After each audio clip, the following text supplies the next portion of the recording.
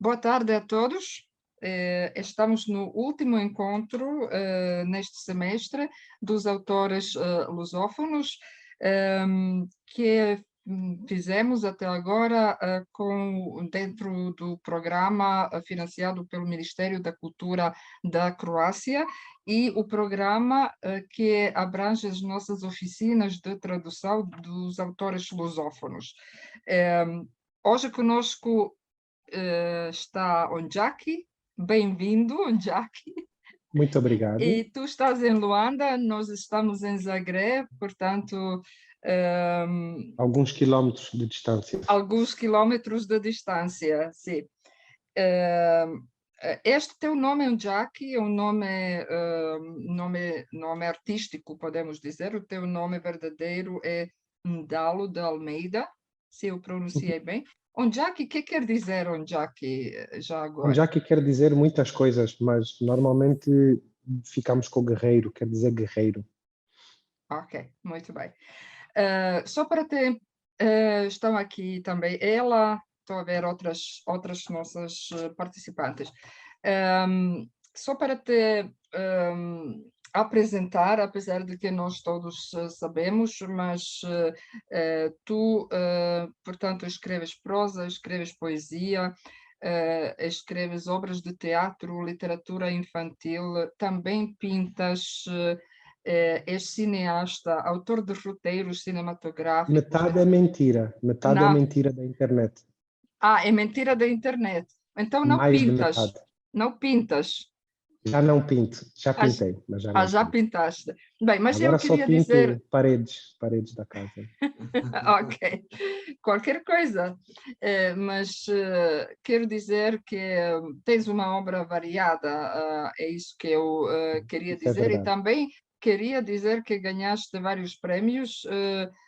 Grande Prémio de Conto Camilo Castelo Branco, ganhaste pelo teu livro Os da Minha Rua. Depois, em 2010, ganhaste o Prémio Jabuti, que é um prémio muito importante no Brasil, na categoria juvenil, com o romance Avó 19 e O Segredo do Soviético. E em 2013 recebeste o Prémio Literário José Saramago, que é também um prémio bastante importante em Portugal, por romance Os Transparentes, que foi, aliás, traduzido para croata, como o teu romance Bom Dia, Camaradas. São dois romances traduzidos para croata. Agora, isto só como uma pequena apresentação, mas tu, claro, podes dizer depois sobre ti outras coisas que tu achas relevantes, mas eu queria perguntar o seguinte: tu te defines como prosador, às vezes poeta. Queria perguntar, então, qual é a importância da poesia na tua escrita? Ok.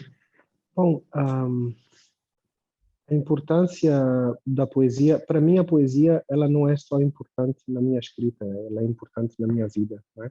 A diferença é que, às vezes eu escrevo poesia, na realidade eu publico menos poesia do que aquela que eu escrevo. Eu escrevo muita poesia, tenho muita poesia guardada, e a poesia faz parte da minha vida, não nesse sentido do que eu escrevo, mas do que eu leio. A poesia é uma coisa que é uma constante diária na minha vida. Deve haver poucos dias da minha vida que eu passo, só se for muito distraído ou muito ocupado, em que eu não tenha me aproximado de algum poema, de alguma poesia. Hoje em dia, com o telefone, é muito fácil. Nós pegamos e escreves na internet António Ramos Rosa e lês 5 poemas do António Ramos Rosa. Depois escreves Guimarães Rosa. Muita gente não sabe que o Guimarães Rosa tem poesia. Guimarães Rosa tem um livro de poemas muito bonito chamado Magma.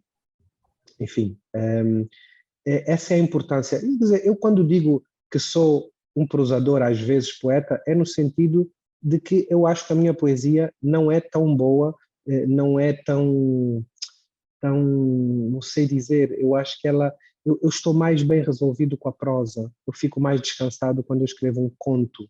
A poesia é uma coisa que me preocupa, que eu fico muito inseguro para publicar, porque eu acho que a poesia, quem escreveu bem poesia são pessoas como Eduardo White, pessoas como o Eduardo Carvalho, como a Paula Tavares, Noémia de Souza, Cursino Fortes, outros grandes nomes da literatura em língua portuguesa. E então eu, quando leio um poema muito bonito e muito intenso, ou do Rui Duarte ou da Paula Tavares, não posso achar que o meu poema já está naquele nível. E não é não posso, é não acho mesmo. Mas de vez em quando publico, sim, publico também como uma espécie de desabafo, também como uma espécie de segredo entre mim e os meus leitores. Os contos não, os contos eu tenho um bocadinho mais de segurança, acho que é o género onde eu me sinto mais à vontade é no conto, não é no romance, não é o teatro, é uma experimentação, a poesia é uma experimentação, e os romances também ainda são uma experimentação. Eu acho que a única coisa que eu posso dizer que sei fazer mais ou menos é escrever contos. O resto, estou a aprender, ainda estou a aprender. Então, queres dizer que às vezes consegues escrever também a poesia, mas eu não Às sei se vezes tu consigo. sabes, nós, como temos as tais oficinas de tradução, Sim. no semestre passado nós traduzimos os contos, traduzimos alguns contos teus, e agora neste semestre as nossas oficinas são dedicadas à poesia, nós traduzimos poesia dos autores lusófonos, da expressão portuguesa e traduzimos também algumas poesias tuas. E acho que as nossas participantes vão ter perguntas sobre essas Com poesias. certeza. Mas antes disso, eu também queria te perguntar alguma coisa sobre Angola. Afinal, tu és um autor angolano, principalmente, apesar de que viviste no Brasil, também viveste em Lisboa, mas Angola é o teu país e eu acho que a tua obra traz muito, muito da Angola. Queria te perguntar como tu vês o teu país agora, visto que fazes parte da primeira geração de angolanos que cresceu em um país independente, embora em guerra na altura, né? E, Uhum. e como tu tens muitos motivos da infância na tua obra, então referes-te também à infância passada na Angola. Quanto a Angola é também um tema importante para ti. Bem, a não ser que eu tivesse, enfim, algum trauma nacional com o país, creio que o lugar onde nós crescemos é um lugar fundador da nossa cultura, não só da minha cultura enquanto ser coletivo, mas também da minha cultura emocional, não é? As primeiras relações emocionais que eu tenho, seja com a família, seja com a rua, seja com a escola, seja com o universo dos adultos fora do universo familiar, e o primeiro universo normalmente é a escola, depois de casa é a escola, e isso de alguma maneira, parte da minha obra se baseia, trabalha essa época dos anos 80, do início dos anos 90, onde de facto havia em Angola um regime específico, era um regime marxista-leninista até 1992, e isso, claro que para uma criança e para um autor que queira explorar uma criança na literatura, é uma combinação boa, não é? Há outras combinações possíveis. Eu acedi a esta combinação. Portanto, eu acho que é normal, eu vejo isso como uma coisa absolutamente normal, que as minhas memórias de infância cheguem aos livros, cheguem à literatura, não apenas como memória, mas como literatura. Se fossem só memória, cada pessoa tem a sua memória, não é? O que eu procurei fazer é transformar não só a minha pessoal, mas uma espécie de memória coletiva de um grupo específico, num bairro específico. Não é toda a Luanda que está explicada na minha obra, não é possível explicar toda a Luanda, nem o Luandino, nem o Manuel Rui, nem o Pepe Tela. Claro que os autores vão construindo uma ideia de puzzle, uma ideia de um labirinto que se vai também explicando ou conhecendo pela literatura. E eu acredito que eu dei um pequeno contributo para também algum conhecimento e um olhar sobre essa Luanda mais dos anos 80. Tirando isso, depois, ter vivido fora faz-me olhar também para Angola numa outra perspectiva. Eu nunca me senti um migrante que foi-se embora, que não quer, eu nunca fui para outro país, eu nunca fui forçado a ir para outro país. Eu fui para Portugal porque eu queria estudar e tinha essa oportunidade, e eu fui para o Brasil por razões pessoais, fui lá viver e vivi lá 7 anos. Portanto, é diferente de uma pessoa que migra ou por uma decisão política ou por uma necessidade, digamos, de sobrevivência. Não foi o meu caso, não é? E isso são aquilo que eu chamo migrações brandas, no sentido de suaves. É diferente de uma pessoa durante a guerra da ex-Jugoslávia que tinha que fugir da guerra ou que era obrigada a sair por outras razões, não é? Ainda assim, permitiu-me aceder um pouco mais à cultura portuguesa e mais tarde à cultura brasileira, e isso sim ajuda-me, essa triangulação ajuda-me a entender melhor o presente da sociedade angolana. Nesse sentido, sim. Às vezes as pessoas perguntam se isso já está nos livros, esses anos em que eu passei em Portugal ou no Brasil. Bom, de certa maneira estará, porque a pessoa é uma só, circula, acumula desejos, acumula frustrações, acumula outras experiências. Claro que eu acho que uma pessoa viajada não é mais nem é menos do que os outros, mas tem uma outra visão, ou porque saiu da sua terra, ou porque chegou a tomar contacto com outras terras. É claro que esses dois países especificamente, Portugal como um país ex-colonizador, etc., etc., e Brasil como um país irmão, também colonizado, cuja história partilha muito com Angola, com Moçambique, etc., são dois polos interessantes que me fizeram, mas sobretudo me fizeram crescer como pessoa, não tanto como autor. Sim, Creio mais como pessoa. sim, claro. Isto é muito interessante. Então, passaste alguns anos no Brasil e também passaste por Lisboa. Mas depois tu voltaste para Angola e abriste uma livraria, certo? Em Uma livraria. Luanda, e uma editora chamada Cacimbo. Uhum, Eu li algumas que tu disseste que gostarias de publicar mais escritores bastante jovens, mais jovens, como, por exemplo, escritores com menos de 30 anos, mas que eles aparecem muito pouco em literatura angolana, especialmente literatura escrita. E por que isso é assim? O que é que tu achas? E como é a situação uhum. de Não sei literatura dizer. angolana? Adoraria, adoraria saber-te dizer. Se eu tivesse Aham, essa resposta, poderíamos agir nesse sentido. Eu deduzo que há aqui um vazio, houve muita outra prioridade, há poucas escolas, há pouca diversidade de livros, há pouca circulação do livro, há pouco hábito de leitura. Os escritores não é um caso de uma parte da população que possamos mandar para Cuba ou para Portugal ou para a Inglaterra, mandamos 100 meninos para a faculdade de medicina e voltam 80 médicos, vá, que 20 não façam, não é? Isso não se pode fazer com escritores. Não existe uma faculdade para mandar uma pessoa e dizer você vai para essa faculdade e uhum, volta um artista, volta um intelectual. Não existe. Os escritores são fruto da sociedade em que estão inseridos. Eu considero absolutamente normal que nós tenhamos poucos escritores neste momento, porque a sociedade se configurou de uma maneira onde a prioridade é a sobrevivência, depois a prioridade é o dinheiro, depois a prioridade é o poder, depois a prioridade é a ascensão política. Portanto, a prioridade com a cultura está lá no rei que o parta, na última da sim. fila, não é? Por mais que procuremos, olha, nós estamos a organizar agora, vai sair em setembro, se tu quiseres depois eu te envio, vai sair, vamos Sim. fazer uma antologia com 8 autores, serão 8 ou 10, estamos agora a selecionar os textos. Serão 8 ou 10 autores jovens que fizeram cursos conosco na livraria Aquela. A livraria também oferece cursos de escrita criativa, etc, etc. E Uhum. tu vais ver a qualidade dos materiais.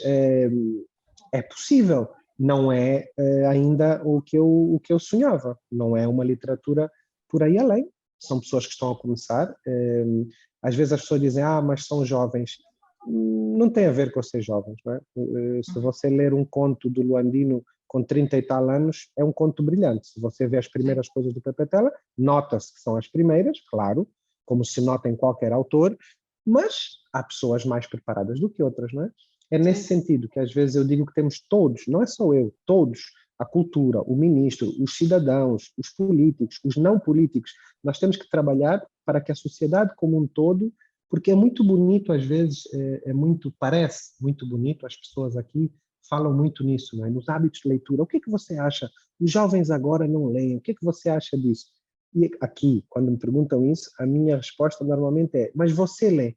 Você jornalista, você pai, você diretor que me está a perguntar a mim por que não lê? Você lê. Se você não lê, como é que as crianças em casa vão ler? Como? A criança vai ler a partir de quê? Tem o iPad, tem a televisão, tem a internet. Para quê que vai pegar num livro e ler uma coisa chata que vira página, vira página, vira página, não é? Isso é uma questão de cultivo, claro, a nível da casa, mas também a nível da cidade, do país, da cultura, não é? E nós realmente não temos, ultimamente não temos esse hábito. Angola tem um hábito muito mais, por exemplo, culturalmente, nós estamos muito mais ligados à música e à dança. Se eu te disser com o quê, tu me perguntares, o que é que uma criança cresce? Cresce a fazer o quê? Uma criança de 3, 4, 5 anos em Angola, o que é que ela já sabe fazer? Eu não vou te Dançar, dizer ela já sabe ler, mas eu vou te dizer ela já sabe dançar. O que é bom, eu acho isso muito positivo. Tem uma relação muito especial e muito criativa e muito solta com a biodinâmica do corpo. Isso é muito bom. Então, nesse aspecto, não precisamos de mais trabalho. Noutros aspectos, ainda precisamos. E seria isto porque realmente uma tradição quanto à literatura é mais uma oralidade, mais uma literatura oral que tem mais importância do que algo escrito. Acho difícil falarmos disso nos últimos 2 séculos, não é? Falar disso no século XV, no século XVI, no século XVII, sim. Mas a partir do momento em que estas sociedades se urbanizam e começam a fazer a sua vida intelectual não passando pela literatura oral ou oratura, mas sim passando pela crônica, pelo jornal, pela revista, pela academia, no sentido de estudos, etc. Então, se nós queremos ir por essa via, nós temos que investir por essa via, não é? Se querem ter grandes universidades de literatura oral, eu não tenho nada contra isso. Então, apostem nas grandes universidades. Não digo que tenha que ser universidade, digo no debate e na passagem desse conhecimento oral. Mas eu acho que não se passa nenhum nem outro. Isso, assim, fica difícil. Sim, sim. Mas tu disseste que não há escritores jovens na Angola. E quais são, então, Não, eu disse que escritores? há poucos Há escritores poucos jovens em Angola que escrevam muito bem. que Atenção, escrevem que há bem. muitos escritores Uhum, jovens, deve haver muitos, deve haver milhares. afinal. E quais são os escritores que talvez angolanos que te influenciaram a ti ou que tu aprecias mais? Claro, não sei. Suponho que é Luandino e. Sim, Luandino seguramente, não é? Também há autores que nós vemos mais claramente uma influência direta, não é? Pode haver influências indiretas. Eu vejo uma influência muito direta, por exemplo, das obras de Manuel Rui ou até, no caso de Moçambique, de Luís Bernardo Onuana.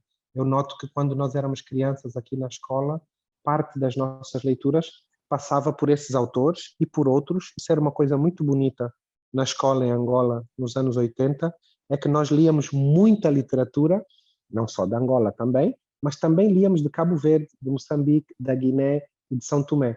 E isso achei bonito, né? Nós crescíamos lendo Os Flagelados do Vento Leste, que é de Cabo Verde, líamos Alda Espírito Santo, que é de São Tomé, Guiné um pouco menos, mas alguma coisa deveria haver. Muito de Moçambique e muito de Angola. Portanto, nesse sentido, a escola pública preparava, ainda que no âmbito da disciplina de língua portuguesa, íamos tomando contacto com conteúdos que de facto eram literários e não só constavam no manual escolar, mas era como já um pouco para mostrar que havia uma grande diversidade e uma grande qualidade em autores de língua portuguesa, em língua portuguesa, mas que eram africanos. Na realidade, até dávamos poucos autores portugueses ou brasileiros. Isso só mais tarde é que eu vim a ter contacto com esses autores. Tá bem. Tu dizes que não gostas muito de ler a tua poesia, mas eu agora queria, como nós já traduzimos umas poesias tuas e como os nossos participantes têm alguma pergunta, podemos ver as tuas poesias, ou não sei se alguém tem pergunta, Dean, ou... Sim, mas antes de eu fazer a minha pergunta, eu queria dar espaço aos nossos participantes. Eu só queria dizer que li alguras que tu que escreveste que tens dificuldades em entender a própria poesia, a poesia que escreves, e espero que, apesar disto, nos possas ajudar a tirar algumas dúvidas. Claro, eu posso ajudar, mas vocês têm que imaginar que eu posso estar enganado. Sim, É só isso. e talvez possamos começar por ela. Claro, como Ela, queres quiseres. tu fazer as tuas perguntas? Querem que eu faça? Eu vou fazer share screen. Sim, podes partilhar. Só para isto não. A ver, ela. Eu não sei se estão a ver, era sim, o poema do Jackie, o teu poema Adeus, que traduziu ela. Agora ela diz que dificuldades é que tu Claro. tinhas com este poema. Tem que ter muitas dificuldades mesmo, porque esse poema é muito difícil. Nós normal, não estamos tá? a ouvir-te. Mas eu não desliguei o som. Não, a ela. Desculpa. Eu não conseguimos Não, ouvir o som dela de facto não está a aparecer. não. Ela, tu tens que a ver, mas também não se ouve. Mas ela não está em mute. Não está em mute, sim. Então desliga e volta. Volta e vamos dar palavra a Só se Hannah. tens algum sítio, ela, que podes levantar o som do microfone e baixaste, mas o no mute não está. Sim. Tá Ok, tudo então normal. vamos passar para a Hannah e não sei, tu tenta fazer desligar e voltar. A ver, a Hannah traduziu Fios de Tarde. Coitadinha. Hannah, tu Coitadinha. tinhas que tipo de problemas com a tradução, ou quer dizer? Ok. Podem ouvir-me? Sim. Ok. Podemos ver o texto português. Ok. Está aqui, Fios de Tarde. Ok. Então eu. Hannah, coitadinha, Eu acho o desculpa. Jack acha Eu muito até tenho engraçado. Eu até tenho pena. Não, eu sempre tenho pena dos tradutores, mas tudo bem, vamos lá. Ok. Eu quero te ajudar. Podemos. Ok. No segundo verso. Julguei estar a lembrar na pele beijinhos de alforreca. Então, na pele é separado por vírgulas. Isso é uma característica da língua portuguesa, ou você quis separar esse na pele de propósito para destacar? Sim, isso. Consegues imaginar a frase sem as vírgulas? Consegues imaginar? A frase ficaria assim: julguei estar a lembrar na pele beijinhos de alforreca. É uma coisa. Outra é: julguei estar a lembrar na pele beijinhos de alforreca.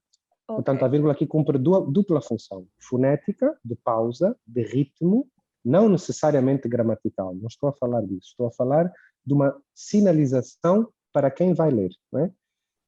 E outra é porque agora tentas isolar o napel e dizes: julguei estar a lembrar beijinhos de alforreca. Isso é uma coisa. Se eu me lembrar, como é que era que a alforreca me beijava? É uma coisa.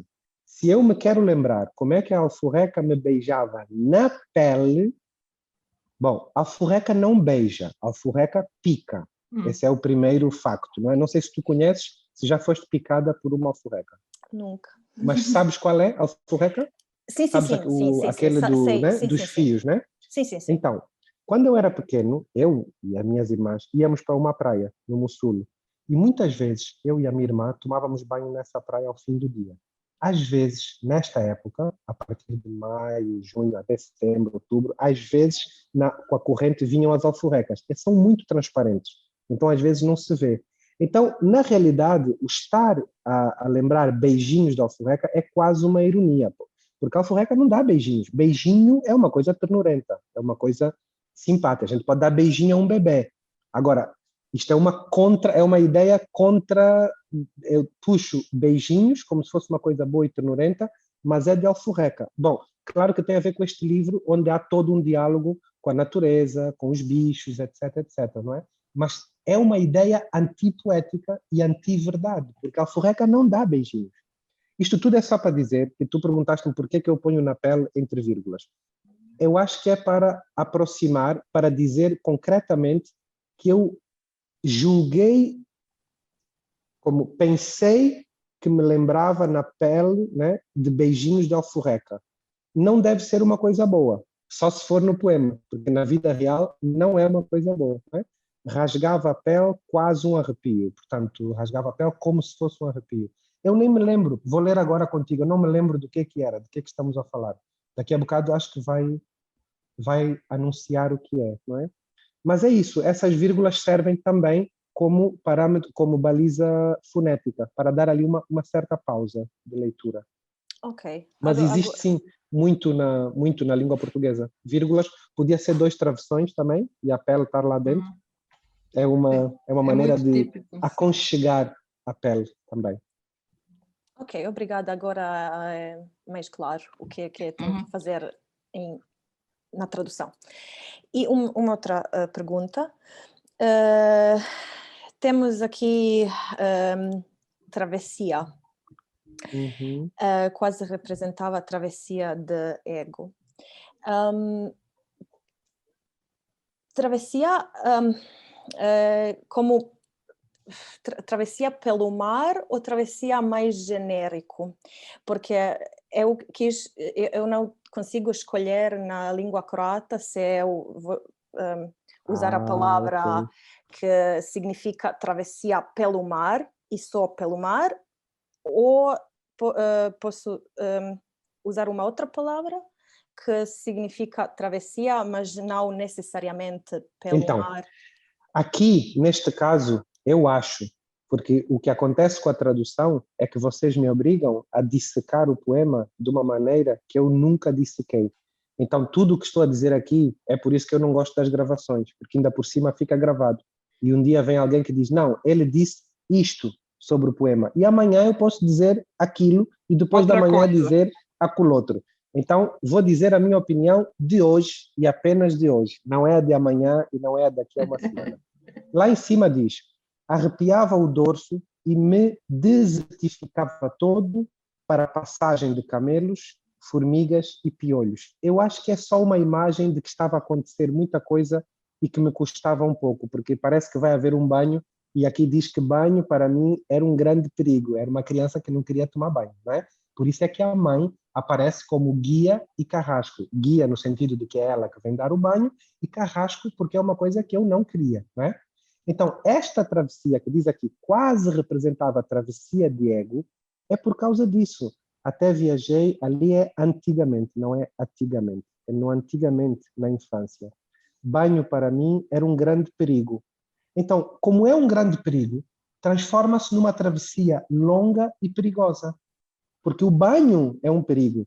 Quase representava a travessia de ego. Eu tenho que ir contra mim próprio, contra quem eu sou, para tomar banho. E há uma pessoa que me está a obrigar.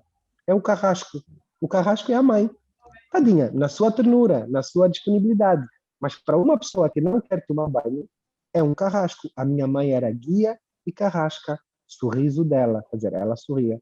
Rasgava a pele, quase um prazer. Eu acho que está a falar da sensação de tomar banho. Espreitei a sensação e com os olhos cegos e vi. Não era de rede, não era de teia, era um fio de tarde empanturrado de brandura. Bem, aqui na realidade eu posso dizer uma coisa, tem várias brincadeiras. Um fio de tarde empanturrado de brandura, eu tenho a impressão que esta expressão empanturrado de brandura vem de alguma coisa do Raduan Nassar, no livro Lavoura Arcaica. Lavoura Arcaica. Eu acho que há qualquer coisa aqui que vem, estou a ver, esta frase não é minha, empanturrado, um fio de tarde empanturrado, isso é do Raduan ou da Adélia Prado, também é brasileira. Tem uma brincadeira lá em cima que é, mas enfim, são só pistas. Diz, Até viajei no antigamente, vírgula, na infância. Banho para mim era um grande perigo. Bom, Ana, é só que eu acho que travessia aqui pode ser, é travessia no sentido de um grande desafio. Não tem a ver com o mar ou com... Porque lá em cima diz deserto, desertificava todo para a passagem de camelos. Quem rasgava a pele, quem arrepiava o dorso e quem não sei o quê, é o fio de tarde, não é? É o fio de Então, tarde. há qualquer coisa nesta tarde, não é? Entre o banho, o carinho da mãe e a dificuldade do miúdo em tomar banho. Eu acho, mas isso é uma dissecação que eu não gosto de Então, fazer. mas o fio de tarde é o quê? É qualquer fio? É o fio de Não, um tarde? fio de tarde é uma gota, um momento, um fio de tarde, Ok. um pedaço tão fininho a que eu chamei um fio de De tarde. tarde. Um Ok. pequeniníssimo instante, um átimo. Ok. Não é nada concreto, é uma coisa pequenina Não, é um tarde. fio de tarde empanturrado de brandura. Bem. Ok. Hannah, Como é que se diz? Diz-se como? Popó de neve. Como é que se diz? a nossa tradução fica assim, popodnevnenite, que o fio é nit. Aham.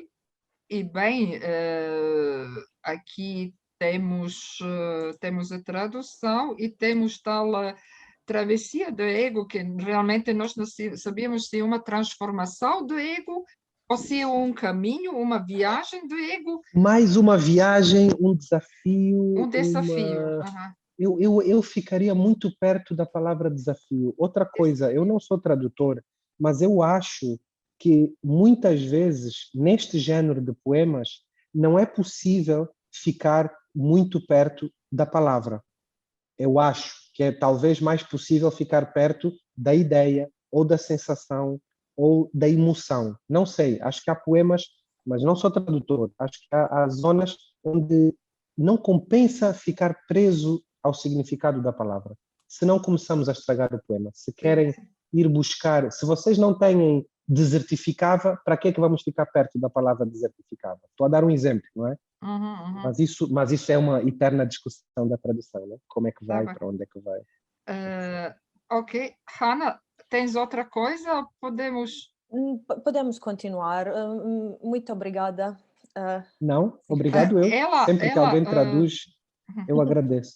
eu não sei se vamos outra vez. Ela, como é. Nós ainda não te ouvimos. Ela Ela é ficou nas sem a coisas, voz. não, é na, A como é que se tradutora diz? sem voz. No próprio preferences do Zoom, o teu microfone deve estar baixo. Há Tens que ir qualquer ao problema. Mas preferences do olha, Zoom e ver o áudio, porque eu há bocado fiz isso, o meu microfone estava baixíssimo, o input volume, e eu vim aqui e subi o som. mas enquanto ela ganhar outra Enquanto vez ela está sem voz, sem voz, pode escrever, mas sim, podes escrever, mas nós tivemos aqui ardilhado, não foi ela. A palavra ardilhado que nós não encontramos, não entendemos, é uma brincadeira. É uma brincadeira ok, como se fosse tudo armadilhado, não é? armadilhado, Como se fosse. É como se possível que se fosse. fosse. Deixa eu pensar aqui. Vou Uhum. procurar aqui para ver se o verso. E o verso está correto, não é? É mesmo ardilhado, é isso? Isso Sim, não há não, dúvidas. foi assim Ok. que nos encontramos. Vi o mundo pela sedução da lesma, tudo ardilhado de simplicidade. Tu achas que seria melhor, que talvez a palavra seria armadilhado? Ou não? Não, eu não. O que eu estou a querer dizer é que é perto desse sentido. Porque Aham, muitas vezes, para mim, sobretudo na poesia, eu vou para uma palavra que diga melhor o que eu quero dizer. Por exemplo, isso é uma coisa que eu sempre alerto aos tradutores. Tenham atenção, quando vocês estão a traduzir um autor angolano ou moçambicano, que nós falamos uma língua portuguesa que é daqui, local, mas tem outra coisa que os escritores fazem, que é cada escritor africano, pelo menos de língua portuguesa, fala e escreve na sua própria língua portuguesa. sim. Uhum. Na sua, dele. Eu escrevo na minha, não escrevo na do Andino, não escrevo na de Fernando Pessoa, não. nem na do Raduan. Eu escrevo na minha língua portuguesa. Então, se por acaso me apetecer dizer que depois do almoço eu fiquei sanchado, eu posso estar a falar de Sancho Panza. Essa palavra não existe em língua portuguesa, não existe em Angola, não existe em lado nenhum, não existe a palavra sanchado. Mas eu poderia, então, quando eu digo aqui tudo ardilhado de simplicidade, é uma maneira mais fina e mais delicada de dizer tudo armadilhado de simplicidade. É a minha interpretação, porque eu acho que ardilhado não existe. Acho. Pelo menos na minha cabeça, eu não estou lembrado se existe ardilhado. Porque nós encontramos mais perto um significado da palavra ardiloso, mas não sabíamos se tem a ver com ardiloso, isso ou não. Mas o ardiloso também vai perto de... Né? Ardiloso também tem algo de armadilha. Sim, ardil também pode ser. Sim. Ok. Pode Não ir. sei se ela quer perguntar mais alguma coisa no chat. Queres? Este é uma expressão muito pessoal e muito familiar que nós usamos. É só para dizer, por exemplo, eu digo, eu sou muito filho da minha mãe. Não existe muito filho da minha mãe. Eu sou filho da minha mãe ou não sou filho da minha mãe. Quando a gente diz o mundo é muito a pele de cada qual, eu quis dizer, esquece o resto, pode ser o mundo é a pele de cada qual. É só um aumentativo de carinho. Não é um aumentativo gramatical. É um aumentativo emocional. O mundo, mesmo partilhado, ou seja, o mundo, ainda que a gente o partilhe, ok, podemos partilhar, estamos aqui em grupo e tal, mas não, eu tenho o meu mundo, tu tens o teu mundo, o outro tem o mundo dele. Era só nesse sentido. Não é misterioso. É um estilo. Não, muito bem. É uma característica, né? Sim. Ela não tem mais perguntas? Não. Eu gosto muito da palavra reaprender. Reaprendemos assim o lugar. A ver o que escreveu. Ok, muito obrigada, diz ela. Obrigado eu. E só uma coisa aqui, o que traduziu a nossa outra participante, Ivana, havia aqui coitadinha. palavras desanonimato. Também uma palavra que tu parece inventar. Língua portuguesa ondiaquiana. Ondiaquiana. Ok, desanonimato significa que não para sair do anonimato. Para sair do anonimato. Para mais desanonimato. Para sair mais... Para sair do anonimato. Do anonimato. Creio eu, deixa-me ver. As estrelas encarecem de carinho e brilham, exatamente, e brilham para mais, ou seja, as estrelas brilham para aparecer. As estrelas encarecem de carinho, precisam de carinho, e brilham para mais aparecer, para menos estarem anónimas. Mas para menos estarem anónimas. Para mais desanonimato. Desanonimato, sim. É, portanto, uma palavra que foi criada por ti. Eu acho que se ninguém a criou antes, foi criada por mim. Sim, mas pode ter alguém já criado antes. Era isso que Michel Laban às vezes estudava. Outra palavra que penso que é parecida neste sentido é desnoção.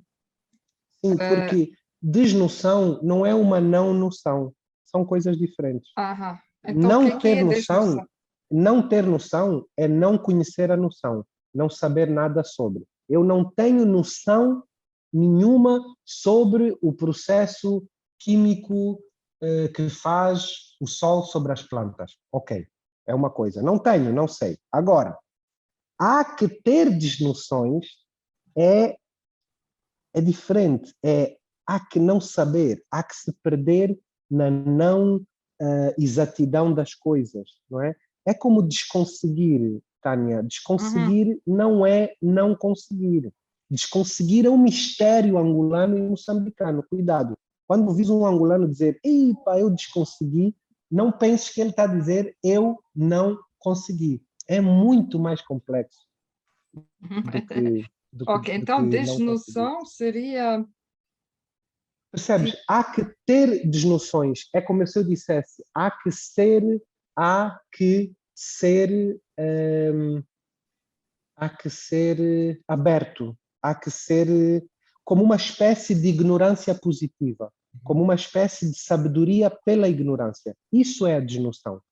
Desnoção tem uma certa sabedoria. Diga.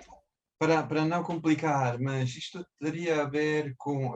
Eu li algumas que tu escreveste sobre a importância da poesia na desautomatização do cotidiano.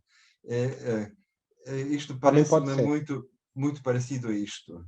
Também pode ser. E também é uma influência direta, estes dois livros, tanto o Materiais quanto o outro do Aprendizagens com o Chão, tem muita influência direta do Manuel de Barros. Então é óbvio que aparece essa diz, não é? Tem muita influência, é uma desconstrução, tanto que eu acho que esses poemas, eles são bons, eventualmente, para serem lidos na cabeça, mas eu não acho que eles são bons para serem recitados, porque eles não têm uma certa delicadeza, eles não têm curvatura, são ríspidos, muitos. Este não sei, não me lembro bem. Mas eu quando me pedem para ler estes poemas, eu fico muito atrapalhado. Estes poemas não deviam ser lidos em voz alta. Mas ele diz isso, né? Baixa só um bocadinho, Tânia, para eu ver ali. Há que ter desnoções, viver que há só uma distanciaçãozinha, acho que aquilo é tudo junto, mas não tenho a certeza. Há só uma distanciaçãozinha entre apalmilhar um quintal e acomodar estrelas num abraço. Pois, só posso desejar boa sorte. Eu não gostaria de ter que traduzir este poema. Então, a desnação seria, afinal, não saber alguma coisa. Eu não tenho uma palavra para isso, não. Para a desilusão... Mas como eu percebi isto, é preciso desaprender para aprender. Pode ser. Há que ter desnoções, há que ter... É que não consigo fazer numa palavra só. Quer dizer, em português é essa palavra, desnoções, mas eu não consigo desdobrar em muito mais, não é? É uma espécie de... olha, eu para explicar desnoções tinha que criar uma nota de rodapé poética. Sim, seria giro. Mas tu estás-me a pedir uma nota, eu não tenho uma nota de rodapé para desnoções que seja possível. Está bem. Há mais perguntas? Eu acho que para o filme.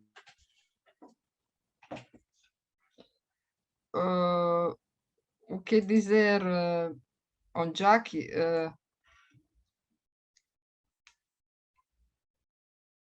Estás a ouvir ou já te foste embora?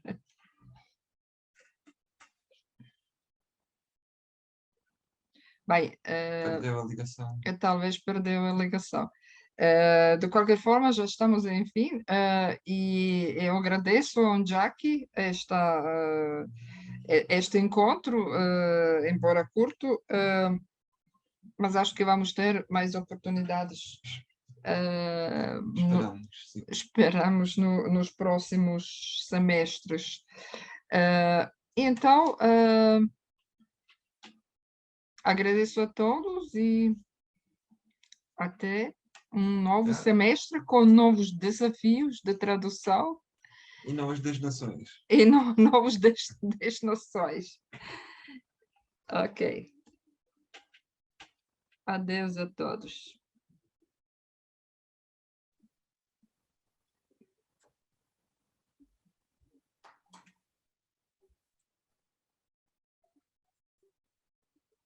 Stop share.